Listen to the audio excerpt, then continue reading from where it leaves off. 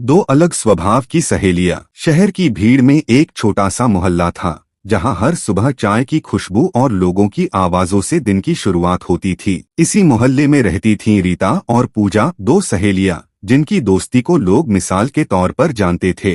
रीता कम बोलने वाली, हर बात को गहराई से सोचने वाली लड़की थी। उसे भीड़ से ज्यादा किताबें पसंद थीं और शोर से ज्यादा खामोशी। पूजा बिल्कुल उलट थी, खुलकर हंसने वाली, सपने ऊंचे देखने वाली और हर नए अनुभव को दिल से अपनाने वाली। एक दिन लगातार बारिश हो रही थी। दोनों खिड़की के पास बैठी थीं। पूजा, रीता, बारिश में पहाड़ कितने सुंदर लगते होंगे ना। रीता, हाँ, शायद वहाँ जाकर मन भी हल्का हो जाए। पूजा की आंखों में चमक आ गई। तो चलो, इस वीकेंड कहीं बाहर चलते हैं। रीता ने थोड़ी देर सोचा, फिर सिर हिला दिया। अनजाना सफर। दोनों ने एक छोटे से हिल स्टेशन का चुनाव किया, शांत, कम भीड़ वाला। ट्रेन की खिड़की से बाहर बारिश की बूंदें गिर रही थीं। पूजा, पता है, कभी कभी लगता है जिंदगी भी बारिश जैसी है, कभी तेज, कभी धीमी। रीता मुस्कुराकर, और कभी बिना बताए सब कुछ भिगो देती है। ट्रेन पहाड़ों की ओर बढ़ रही थी और दोनों को नहीं पता था कि यह सफर उनकी जिंदगी की सबसे बड़ी कहानी लिखने वाला है। उधर दो दोस्त उसी पहाड़ी कस्बे में रहते थे, राम और राजू।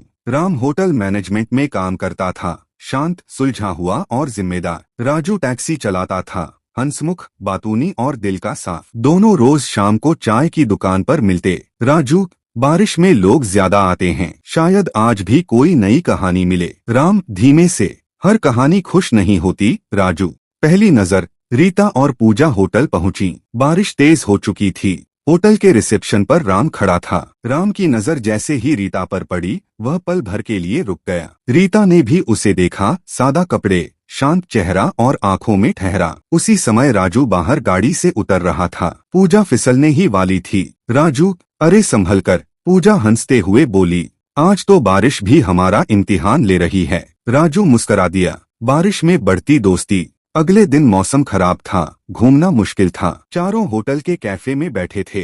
राजू लगातार बातें कर रहा था। राजू, बारिश में चाय और कहानी दोनों मजेदार होती हैं। पूजा हंस रही थी। रीता और राम खिड़की के पास बैठे थे। राम, आप ज्यादा बोलती नहीं हैं। रीता, क्योंकि मैं सुनना पसंद करती हूँ। राम ने पहली बार खुलकर मुस्कान दी। दिल की आहट। दिन बीतते गए, कभी पहाड़ी रास्तों पर चलना, कभी झरने के पास बैठना, कभी बारिश में भीगना। पूजा को एहसास होने लगा कि राजू के बिना दिन अधूरा लगता है। रीता को राम की खामोशी अपनी लगने लगी थी। एक रात। पूजा, रीता, मुझे डर लग रहा है। रीता, किस बात का। पूजा, राजू के लिए जो महसूस कर रही हूँ उससे। रीता ने धीमे से कहा, प्यार डराता है लेकिन सच भी होता है। गलतफहमी की बारिश। एक शाम रीता ने राम को किसी लड़की के साथ देखा जो रो रही थी। राम उसे समझा रहा था। रीता का दिल भर आया। वह बिना कुछ कहे वहां से चली गई। उधर पूजा ने राजू को फोन पर किसी लड़की से बात करते सुना।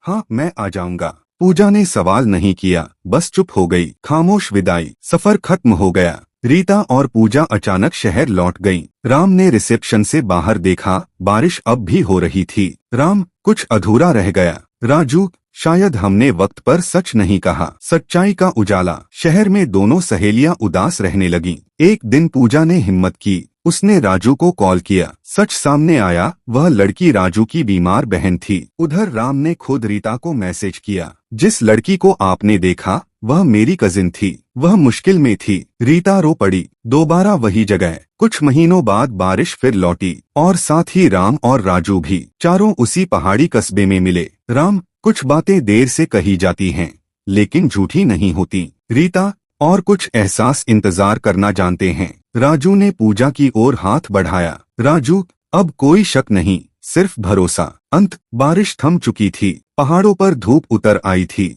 रीता और राम शांत, गहरे प्यार के साथ। पूजा और राजू हंसी और उम्मीद से भरे। दो सहेलियां एक सफर पर निकली थीं और चार दिल हमेशा के लिए जुड़ गए। कभी कभी बारिश सिर्फ रास्ते नहीं भिगोती, दिलों को भी